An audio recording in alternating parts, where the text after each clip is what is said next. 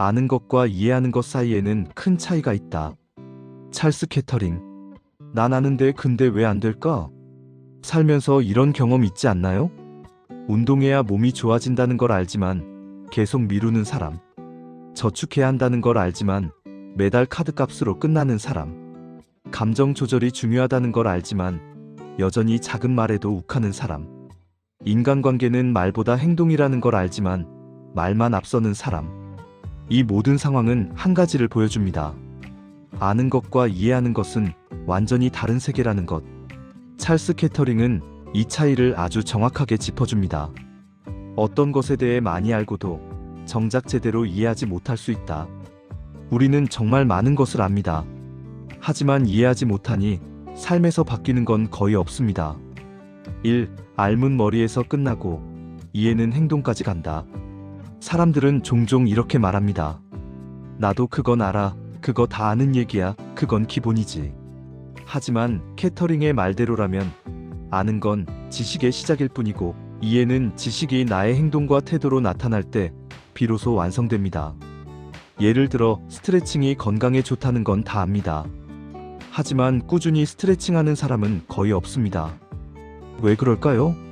알문 정보지만 이해는 경험이기 때문입니다.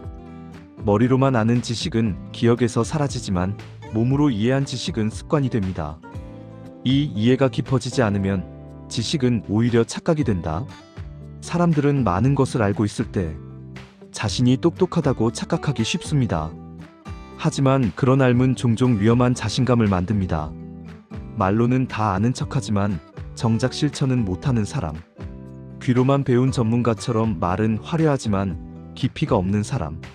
책은 많이 읽었지만 삶에서는 아무 변화도 없는 사람.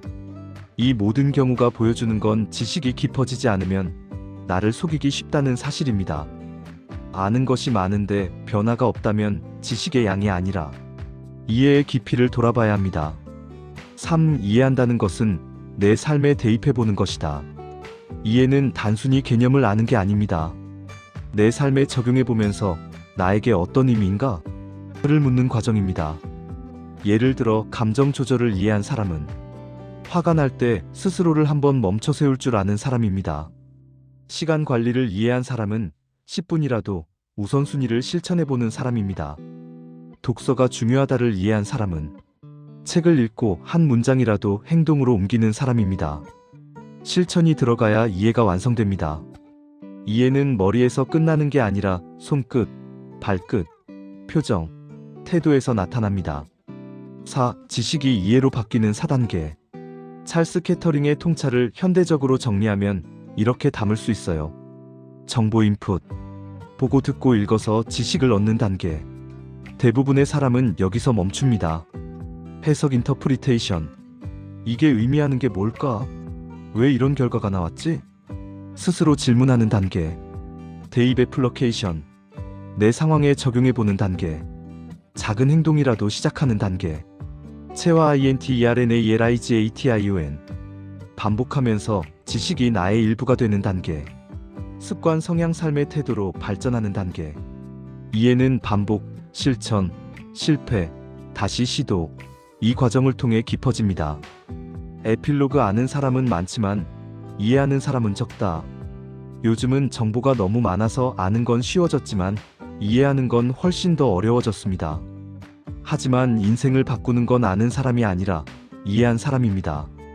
이해한 사람은 말이 줄고 행동이 늘고 남을 판단하기보다 스스로를 돌아보고 지식으로 사람을 누르기보다 지혜로 관계를 풀어갑니다. 오늘 영상이 그 차이를 조금 더 선명하게 느끼게 해주길 바랍니다.